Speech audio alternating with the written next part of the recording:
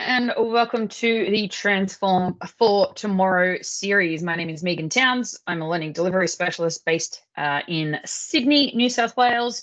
There's three other fabulous learning delivery specialists around the country in Troy Waller, Stephen Payne, and Amanda Frampton, who will also be delivering sessions on Transform for Tomorrow series this week, which I'll share at the very end of today's session. But for the next 45 minutes, you're with me to learn about on-demand learning and how we've seen that transform in classrooms since COVID began and schools had to move to remote learning, and how it's continuing to change as teachers come back to their classrooms. So first things first, with the Teams Live event, if you are joining for the first time, you simply just need to click the Q&A in the top right-hand corner of your screen, and you'll be able to ask any questions, and we have people standing by to answer those questions, Troy, Amanda, and Stephen. So feel free to ask the questions. It's not a chat tool. It's very much a managed Q&A, so please ask those questions and we'll answer them as we go along or at the end. All right, next up, or first up, recently there was a paper released, aka.ms/hybrid learning paper is the link, and there's some great research that came out of it. It was a position paper on the paradigm shift for education based on the COVID experience of moving to remote learning, and now schools, returning to face-to-face learning. What could that hybrid learning environment look like potentially? So schools have had to figure out how are they going to respond. Will they, gather together to, create a school-based response? But are individual teachers also going to respond and transform in some way because of their COVID experience? So do check out that learning paper. It's a nice, easy read. It's not too convoluted or wordy. It's actually a really engaging read, I think, for imagining how we might change education based on the COVID experience. And I won't harp on it too much. This is the only slide I will refer to from that paper. But I like the idea of the three phases of reimagining education that they refer to. And the fact that we were very much disrupted and had to shift to remote learning in unprecedented ways, very quickly, little time to prepare, and we literally moved, apparently at one point, 1.6 billion students across the world at one point were learning remotely. So teachers have did an amazing job to shift that quickly. Then there was a transition back to school. And again, for some states, that's happened fairly quickly, and for others, it's still happening. And then we can start to, once we're all back at school, start to reimagine what that learning might look like. And so I think one of the big benefits that came out of the COVID experience, as you can see from that quote by that teacher, was that there was this movement to, having to really quickly learn some tools and learn some technologies, which felt like, you were sort of treading water and sometimes probably drowning a bit. But as you, start to learn to swim and use those tools, you can start to see what's possible. And that's very much what this week is about in regards to sharing stories from the remote learning experience to start to inform how we might change learning ongoing. So let's have a look at on-demand learning and what that exactly means, because it does have a few different names and they've evolved over the years. So you might also know it as flipped learning. Back when I was teaching in the DER days, that was probably a big buzzword of sorts, to create videos that your students watch, engage with, and then you do the discussion and the group work and the other activities back in the classroom. It also changed a little bit, or not changed, but it also, some teachers also took the approach that, they could watch the videos during class time, and also participate in those other activities during class time as well. But that was the concept of flipped learning. It really was based around video. With the remote learning experience, synchronous and asynchronous learning were terms that were thrown around quite a lot. So the concept of a synchronous learning experience being, most of the time, students joining a call live to learn, but also collaborating live in a document synchronously at the same time via Teams perhaps, is also considered synchronous learning. But on-demand learning is also known as asynchronous learning. That ability for students to engage with learning content doesn't necessarily have to be video, but other content in their own time, according to teacher directions, or perhaps student directed as well. So yeah, on-demand learning can mean a few things, but the idea is that the student is engaging with learning in a time that is suitable to them rather than live. So let's have a look at what that means from Microsoft tools perspective. And from my perspective, it all starts in Teams. There's lots of other tools that we can plug into from within Teams, but Teams becomes that hub for where everything can take place. Now, you might have lots of teams because you're a senior executive member of a school or something like that. And some other teachers might have just a couple of teams, the classes that they teach and, the faculty or the stage that they're a member of. So yeah, your Teams experience will be different depending on you and your school. But Teams itself as a tool, has lots of features that are all in one. So, throughout remote learning, there were individual tools being used like Zoom. Oops, didn't want to reveal those yet. There were individual tools being used like Zoom for just that synchronous call experience. But you can also do your live calls and meetings inside of Teams as well. The assignments that can be used across a number of learning management systems, work quite well. But Teams also has an assignments tool built into it as well. Plus, you have the added factor of being able to operate all your Office software from within Teams to work both independently or collaboratively. You can also do private chats, can work on those files, like I said. You've got different tasks that you can use with Microsoft Planner, and you can even plug in videos from the stream experience and also standalone videos, and also plug in other apps as well. And it's actually these two that allow, particularly, as well as assignments, for that asynchronous on-demand learning to take place. So what that means is that you can actually plug in those extra apps as well. And so we've got all sorts of fabulous things that you can include, everything from, plugging in a YouTube video or a stream video, or even ClickView if you have access to ClickView, and being able to give students the video content to engage with on demand. And then there's other, what we call third-party tools, so tools not made by Microsoft, things like, or owned by Microsoft, things like Flipgrid or Wakelet or, sorry, that was Pear Deck, that's Flipgrid, and also Nearpod as well, and Quizlet are the other third-party ones in there. They all have different functions, but again, allow students to engage with some sort of content or concept learning asynchronously and on demand. And then some of them even offer students the opportunity to, answer questions or reply or respond in some way to the content that they're engaging with.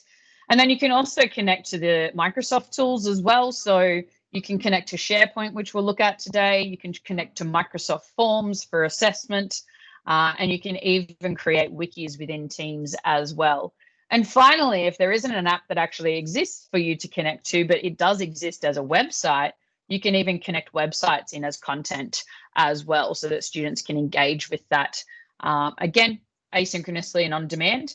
But instead of jumping off to different places, it's all in that one place inside of Teams. So lots of scribbles on that page, but I guess the purpose of that is to show that so many tools, so many on-demand experiences can be brought together in Teams, and you can tell a story that sequences that learning quite clearly when you know how, and that's really what today's session is about. So let's remove the scribble and clean it up a little bit and have a look at what we're going to be exploring specifically in this session.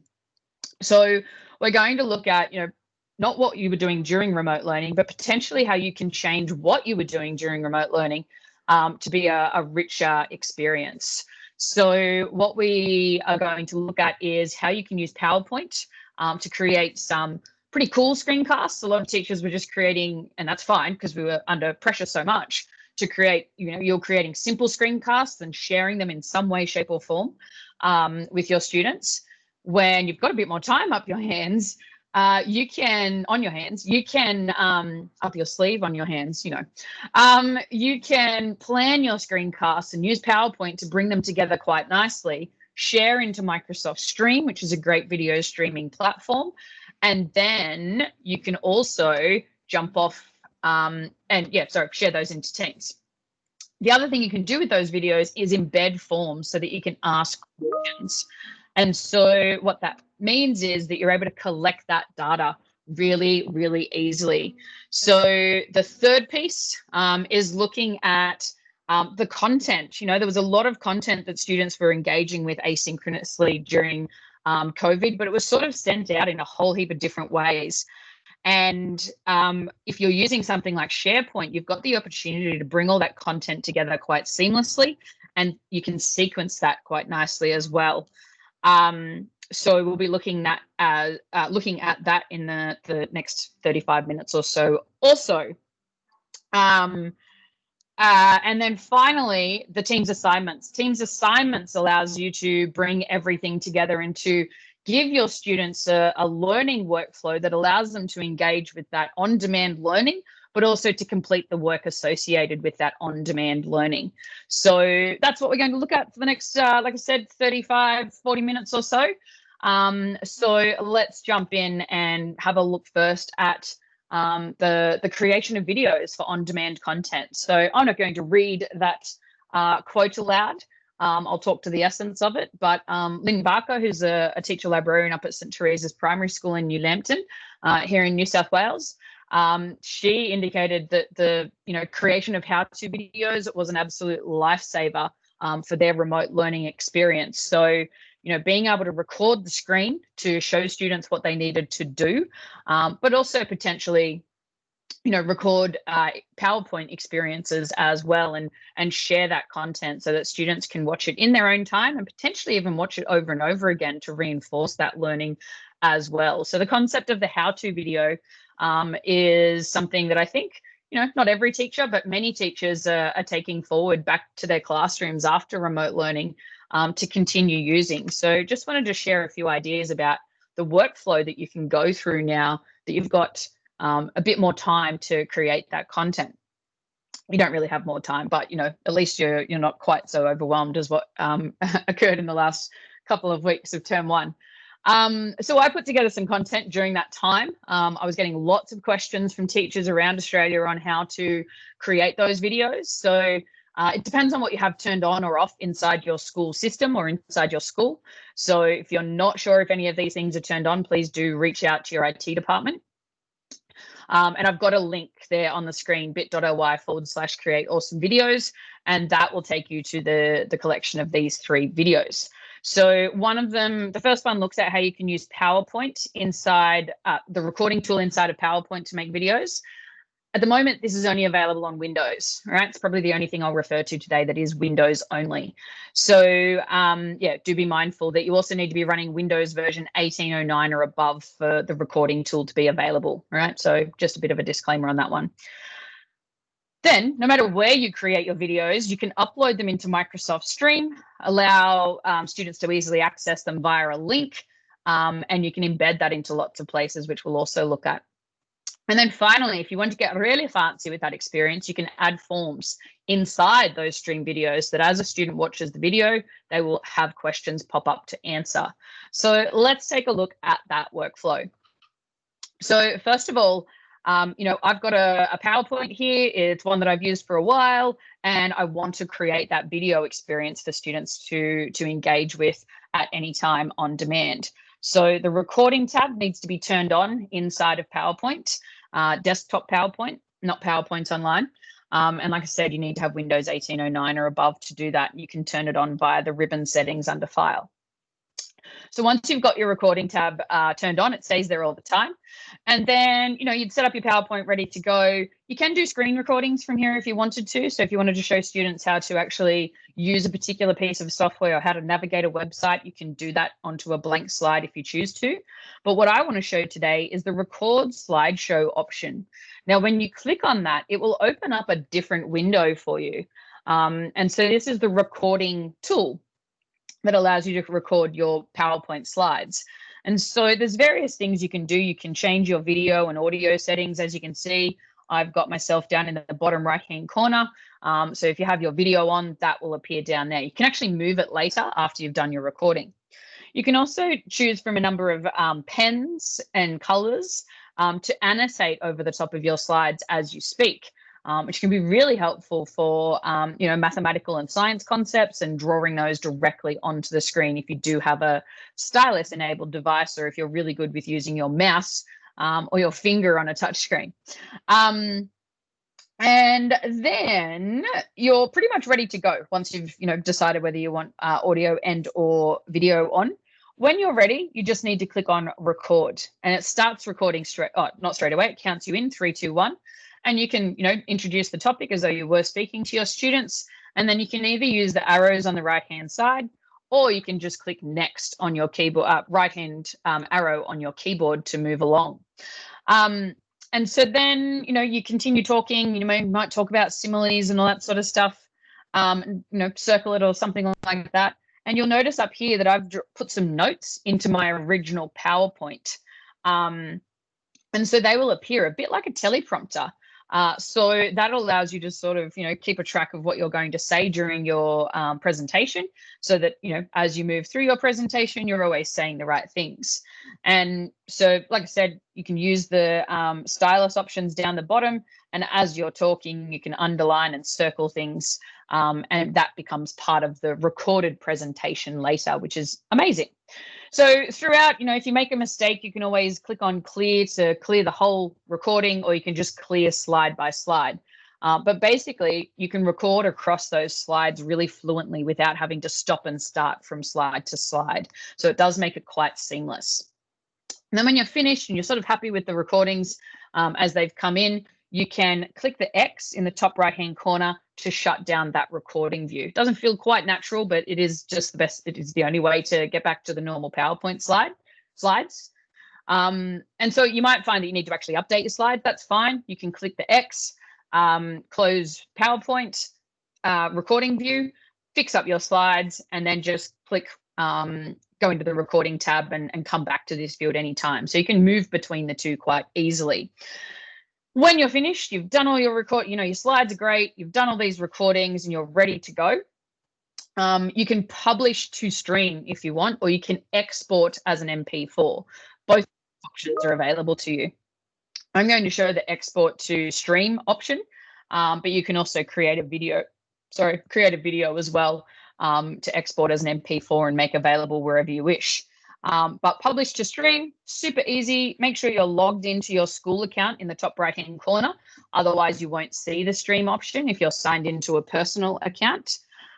And so top right-hand corner, not top right-hand corner, in the main part of the window, that's where you can give your video a title as well as a description if you want. You can allow everyone in the organization to view the video if it's something that, you think the whole world, or not the whole world, but your whole school or your whole department or diocese needs to see. But most people would probably keep that unticked and manage the permissions later, which I'll show in a moment. You can also upload the original PowerPoint file. Oops, that's crossing it out. Upload the original PowerPoint file if you choose to. Now, that's your option. You don't have to do that. It's just simply there as the option. And when you're ready, you click on publish, and you can continue, multitasking and doing other things. Back in your PowerPoint view down the bottom, you'll actually see a little bar, and it will give you the status of how long there is for the video to upload into stream. And then you'll get a little pop-up to say, hey, your video is now available.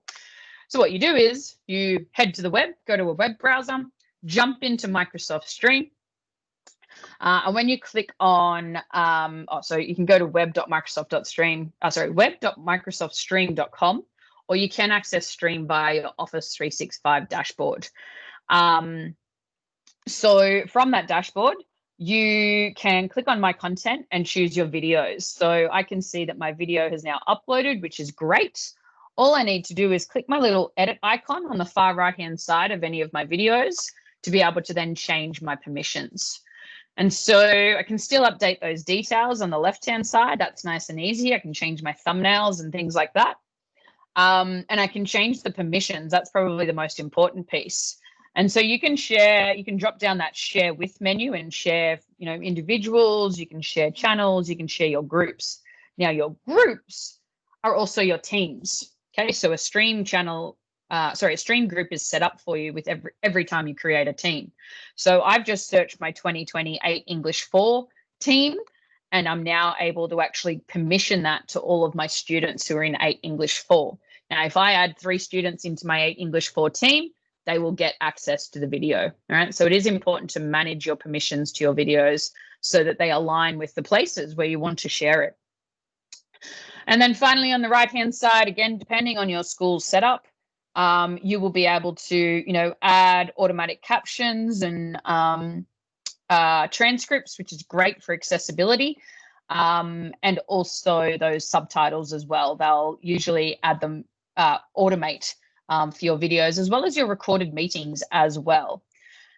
And then in the top right-hand corner, you've got options later on if you choose to download the file, download your original PowerPoint, and you can even replace the video. I've found sometimes if I make a mistake, I'll go in and re-record something and then upload it again using that replace video. It means that the hyperlink doesn't change, even though the video does.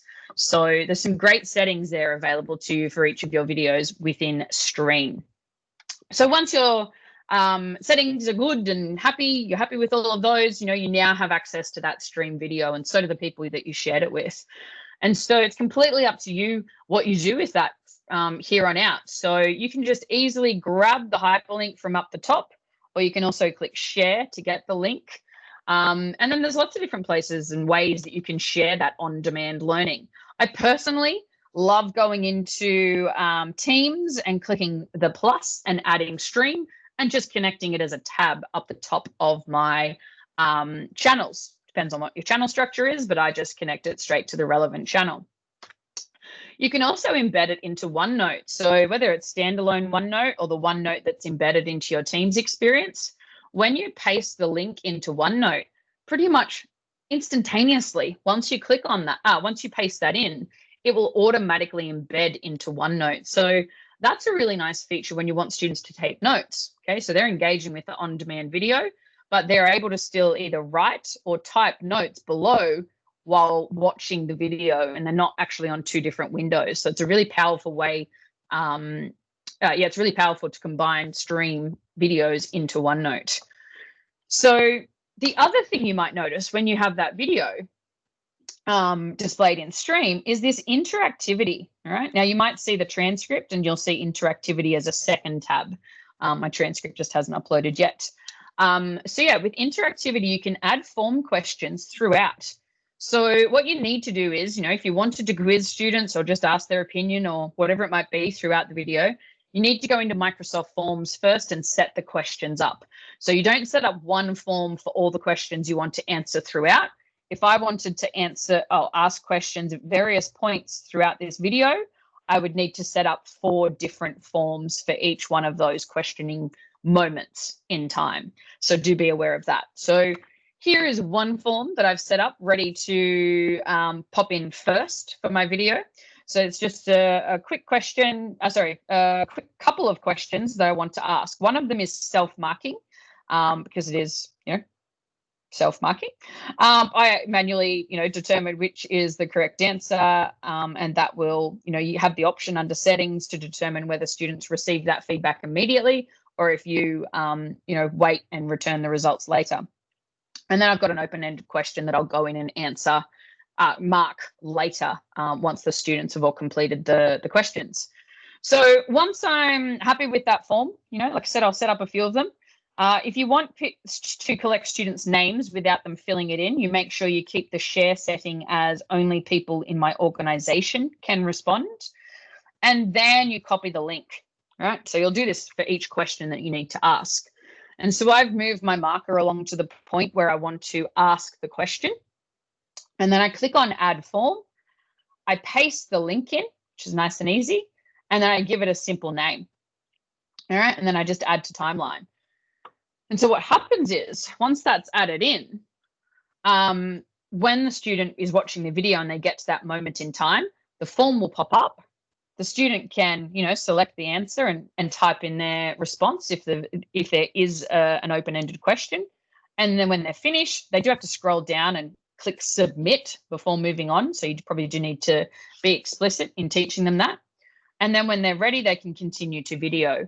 And they continue watching the video. As you can see on the right-hand side, if they've got a number of questions in the video, they will appear over on the right-hand side, and they'll also appear as these circles down the bottom. So a closed circle means they've already answered the question, and unopened circles means they have those questions to answer in the video ahead. And you can actually set up the form to allow one response or multiple responses if students do need to revisit the questions as well. So that's all available to you in the forms experience. And so again, even if it's embedded into OneNote, the form options will pop up and appear while the student is watching the video within OneNote. And likewise, if you've embedded it into Teams, they'll also be able to see those questions as they appear and answer them inside of Stream, inside of Teams, just a little bit Inception-like. Now, the lovely thing about this whole process is that you're able to collect the data of the questions being answered. So here's my simile questions. I can see that just over half the class got that right. Wow. And just under didn't get it correct at all. And then afterwards, if I was to scroll down, I would see their responses. And so I've got the ability to actually go in and review answers and provide feedback to my students so that when they return to the forms, they'll see that feedback.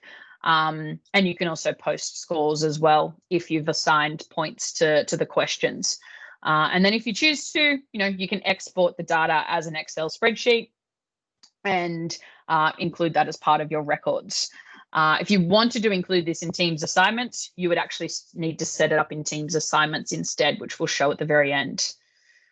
All right, that was a lot of information fairly quickly, because I do like to talk quickly. Well, I don't like to talk quickly. I just don't have very much time with you. So rest assured that the videos that I created will take you through that slowly, step by step. You can click play and pause as you need and teach yourself through those videos and just take your time learning each one of those tools. So have fun creating awesome videos. Look forward to hearing your feedback on how that went in your classrooms. So the other factor we wanted to look at in regards to on-demand learning is some of the content creation you can do that's not video, right? And so a lot of teachers during remote learning discovered the magic of SharePoint. Some of them had discovered it beforehand, but SharePoint has been around for quite some time, nearly 20 years, if not more. And previously it was, basically a space for people to work, but the servers that housed all the content had to live on site because we didn't really have the cloud until, I don't know, 10, 15 years ago. So now that we have the cloud where things can be saved to other companies' servers like Microsoft, it's a little bit easier and you can access it anytime, anywhere. And so SharePoint still exists, but the SharePoint online experience is a lot easier to manage from a school perspective. And editing in SharePoint has become infinitely easier since I started using it probably about 10 years ago. So there's some great opportunity for teachers to use what are called SharePoint pages to create content to share with their students. Now, a SharePoint site is actually what Teams is built on top of. So if you make a team, a SharePoint site is built in the back end to sort of house the team's content. And so sometimes you can switch into SharePoint view to look at your team, and that's where you can create these pages. It's not something I would teach every teacher in the school to do.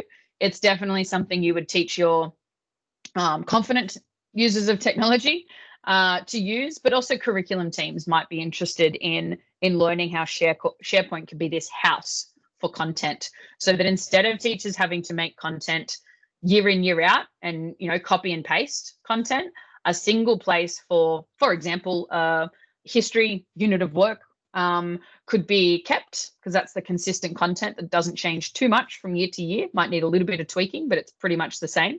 And that can just be shared with students in different class teams or course teams. So let's have a look at what that looks like in reality. All right. So this is a real example from Jordan Springs Public School out here in Western Sydney.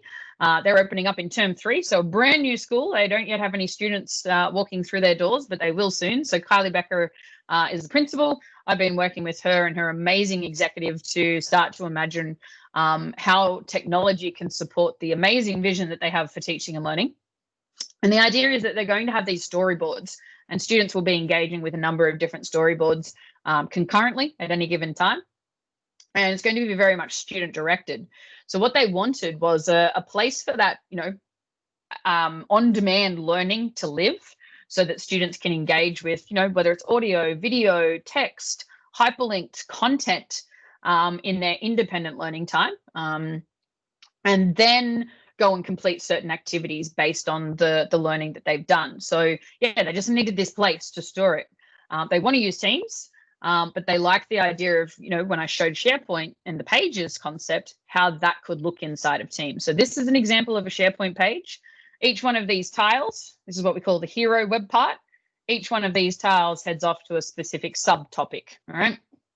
And so, like I said, this is the content that they will adapt from year to year a little bit, but it's going to be that house of content that can be plugged into, any team at any given time. So this is shared with stage 2 for this year at the moment, but next year the same page can be shared easily into the 2021 stage 2 team. So it's about working smarter, not harder, with SharePoint and Teams being better together.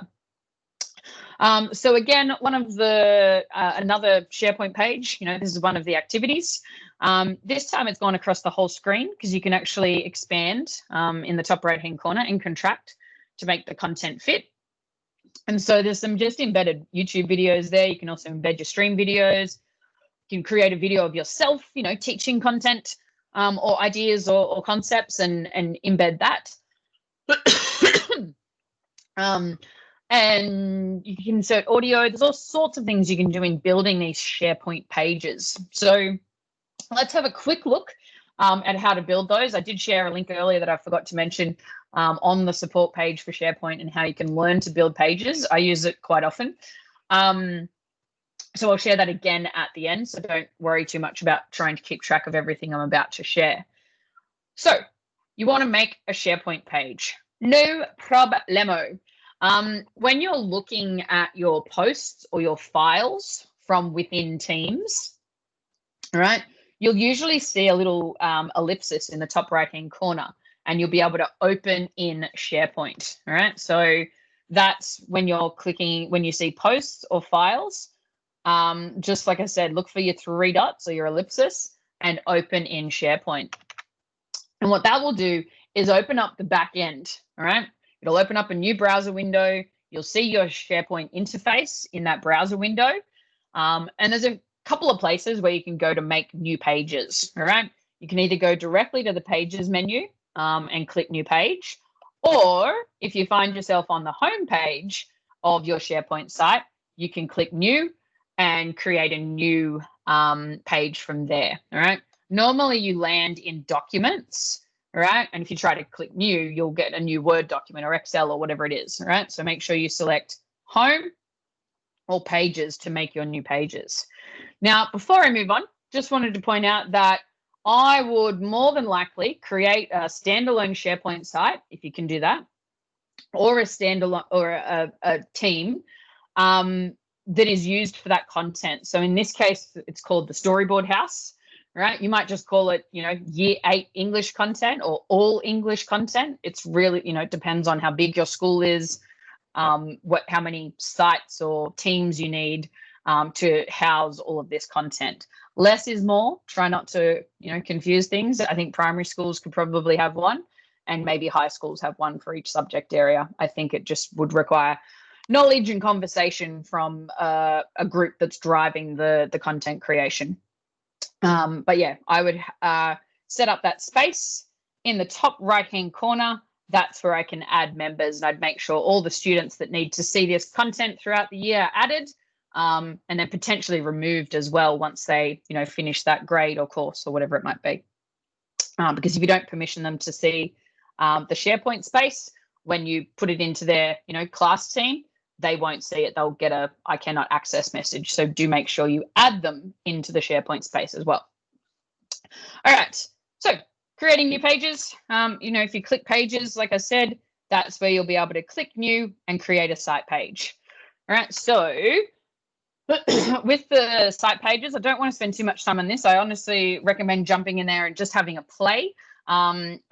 I do what I call procrastinating working. I should be doing something else, but instead I'm usually creating a SharePoint page because I don't know, I find it therapeutic and I'm weird. So I'll often be creating a SharePoint page and putting cool content and stuff like that into it, either for myself or for a school when I should actually be doing something else. So I recommend you jump in, create a dummy team or a dummy SharePoint space and just make a whole heap of pages and see what's possible, right? It's very web partish. These are actually called web parts. Some people call them widgets, but that's not technically the right term.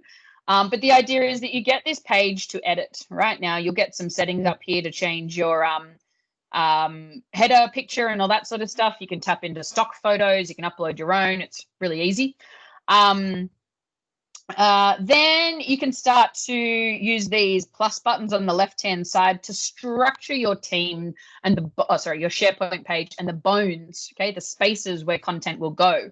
So you can see here I've got a 1-column section first, and then I've added this icon here. So I added another section, and then the next option down allows me to choose columns. So I've actually made 2 columns for this next part.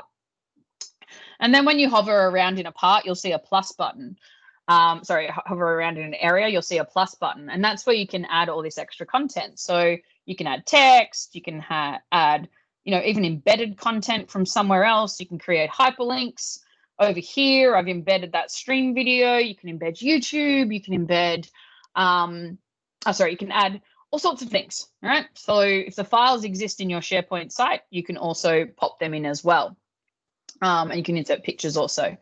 The cool tiles that I showed in that previous screenshot are a hero web part, right? So you might check out the hero web part to make your pages look really cool.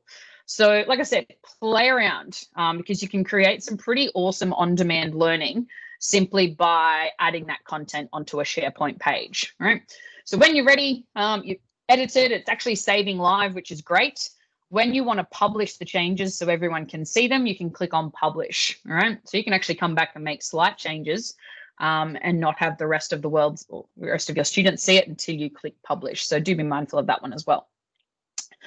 All right, so once you've published it, you can then get the link. You can also get the link from the top of the URL bar as well, top of the browser if it's there.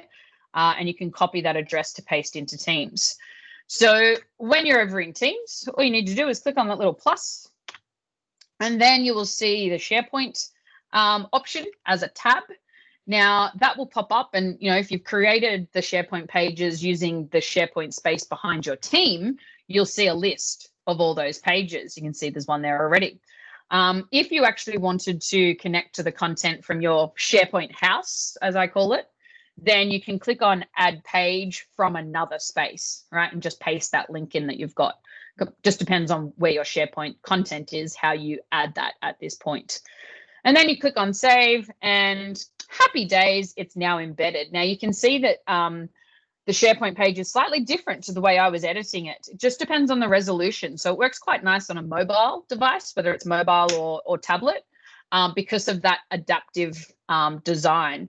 So it's because of the resolution of the screen, it's just presenting everything in a single column instead. But if I actually expand the view, we can see that it goes back to the way I sort of designed or intended it to be viewed.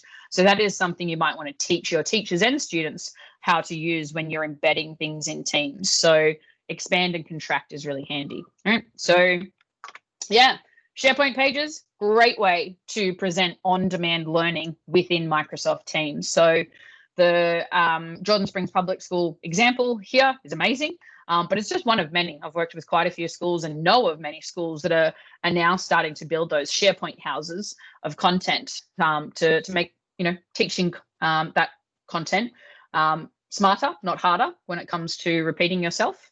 And bringing it all together in a nice space for students to access at any time. So SharePoint and Teams, definitely better together. There's that link on the page to check out the support guides for creating pages. Just head to support.office.com/SharePoint. All right, running out of time. Let's quickly move on to Wikis, all right? So I'll just quickly do this one. If SharePoint seems a little bit too overwhelming for you, that's okay. When you click on that plus tab, you can also add a wiki, right? So a wiki, you build the wiki inside of Teams. It's a little bit more simple compared to a SharePoint page. So you can do text. So you can insert pictures and hyperlinks and things like that. And as you create different headings, they also create the headings from within the wiki navigation menu as well. So once you click on that hamburger menu to collapse it, you'll see that that presents quite nicely inside of a team. It's a great way to present some simple on-demand learning to your students, and it can potentially be built collaboratively with your students as well. So yeah, thought I'd mention that one because it's a little bit easier than SharePoint. Maybe that's where you start before you jump into SharePoint. All right, so wrapping it up and bringing it together in Teams, bringing all that content, maybe you've got videos, maybe you've got some SharePoint content. How can you tell the story to your students? How can you give them the expectations that you have around what you would like them to learn and engage with? And what work would you like them to do in regards to that content, in regards to that on-demand learning? So again, don't think you have to remember everything I'm about to show. Again, another one of our support spaces, support.office.com/education this time, you can click the Teams icon and learn all about how to do a whole heap of stuff in Teams.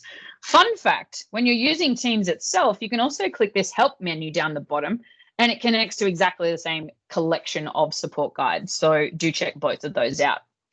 All right, Teams assignments. Absolutely amazing. I know that if I'd still been teaching during the remote learning period, I would have been using Teams assignments as the one-stop shop for students to know exactly what they needed to do and what they needed to submit. And so this particular example shows how a teacher, and I know, again, plenty of teachers that set the work in Teams assignments during remote learning, but are now also doing that post-remote learning as they return to the classroom, because they found that students who often struggle to keep on top of things and know what they need to do benefited from having that delivered to them explicitly during remote learning. So yeah, some schools or teachers are continuing to adopt that practice now. So week 9 classwork, for example, to set that up, you create a new assignment, you can pop in some instructions, which is, easy enough. And then you have options to add resources, and you can either make those resources, viewable. In this case, the video that I made plus the SharePoint storyboard are links that students will be able to click on to engage with the on-demand learning. And then I've given some instructions on the work that I want them to complete as well. And they're each going to get their own copy to be able to edit that, but I only have to upload it once, which is really cool. Now you can include points and rubrics and all that sort of stuff, but for that general, delivery of on-demand learning and collection of the work associated with it, you may not want to do that, and that's fine. So once you create that assignment, the student view is quite nice. Okay, so they will see the reference materials, that on-demand learning that you want them to do. Could be links, could be files, completely up to you. And then they have the work associated with it. But it's all in one spot, which makes life a lot easier. So the other option there, as you can see, is to add work. All right, so for students who are completing more practical tasks where they might need to upload a photo, or they might need to upload some maths work that they've written, they can easily do that by taking a photo. They might use the Office Lens app on their phone, or they might just, take a screenshot of something like that. Or they might upload an actual Word document or a Photoshop file or anything. And you can have up to a total of 10 files, whether it's the work the teacher has issued or the work the student has uploaded, a total of 10 files in My Work. So it's a great way to bring everything together based on what they've learned during on-demand learning experiences. We also have the accessibility piece. So in the top right-hand corner, if a student does struggle with reading or they speak another language, they can get some support. So if you've not seen Immersive Reader before, I won't harp on it too much in the interest of time, but basically clicking on that Immersive Reader icon will bring up the ability for a student to just click play and have that text read aloud. The option is also there for things like a picture dictionary, so that when they click the word, they'll see a visual representation of that. And in the top right-hand corner, there's a number of different icons. They can click this first one to change the color contrast, for example. If they're dyslexic, they can increase and decrease text size. There's some grammar options in there as well, which can help with editing, the editing process in other tools. And then finally, that last icon allows students to translate in, I think it's more than 30 odd languages at the moment. So you can either translate by word or by the whole document. So at the moment, this is just translating into Hindi by word. So when the student clicks a single word, they can see that word in the translated language, or they can also click the sound icon to play it aloud. So knowing that the learning support tools are built into Teams and our other Office software is really powerful. So I know I rushed through that one. So Teams support is definitely there for you, either within Teams itself or via the support.office.com page. Last little quick bonus on-demand learning tool, because I think this was probably the hero of remote learning, and that is Flipgrid. So Flipgrid is another tool, yet again, that can be added from within Teams under the plus icon. And there's a whole heap of content that already exists in Flipgrid that basically allows students to engage with some sort of content in on-demand learning. So they might watch a video and there might be some instructions. And then the concept of Flipgrid is that they record a response and they can record video or audio. And so a lot of companies have actually made content for that and teachers, but you can also build your own on-demand learning through Flipgrid as well. So that's what it looks like when students start responding. They can cover their faces up with emoticons, emojis if they don't have permission to publish. And so, like I said, really easy for you just to click that plus tab, click on Flipgrid, and add a Flipgrid code. So to get your code, you need to actually go into the Flipgrid website and build some grids, right? Now, if you've not used Flipgrid before, I highly recommend just heading to flipgrid.com and checking out the disco playlist once you've signed in, because you'll find a whole heap of Flipgrids that have been created by other organizations, as well as teachers who are often featured. And there's a search below that as well, where you can search different activities. And so this is one that I just searched, and then I just select a grid and add it to my particular class or team, grid that I've got set up. And so once it's in there, I can pop that code into Teams when I add a Flipgrid app, or you can also share directly to Teams into a channel or a chat as well, which is really cool. So if you don't want to use the content that's been created by others, you can also build your own content when you make these grids. So you can either record your own video for on-demand learning, or you can plug into various clouds to connect to that content. And then there's those third-party applications as well that allow you to connect to on-demand learning. So lots of options with Flipgrid. I know I went through that one quickly, but I just thought, it definitely, in my opinion, was the hero of remote learning. And I think you can have lots of fun with it, but it's also a great way to get students engaged with the learning and content that you want to deliver. So a little bit over time, apologies for that, but that is a collection of ideas on how you can use Microsoft technologies to transform your on-demand learning experiences based on predominantly the remote learning experience. And I think there's some great opportunities for us to capitalize on the insanity that was moving to remote learning so quickly. So Dean Pearman, one of our MIE experts here in Australia, Microsoft expert teacher, one of the big benefits of on-demand learning during COVID was that his students were able to engage with the learning at their own pace and continuously revise and move towards mastery. Now, I think that's the silver lining of a lot of the on-demand learning experiences that students had. And if teachers have seen that, providing on-demand learning can support those students ongoing, then that's pretty amazing. So please share your ideas on Twitter and with us whenever you can about how you're transforming your learning for students using on-demand strategies. That's it from me, everyone. A couple of resources for you to transform for today can be found at aka.ms/transform for tomorrow, where we've got links to the rest of our upcoming series this week. And then if you want to check out a blog post with all the links from everything I've covered today, just head to aka.ms/T4T-on demand. That's it for now, everyone. Have fun, stay safe, and we'll see you soon.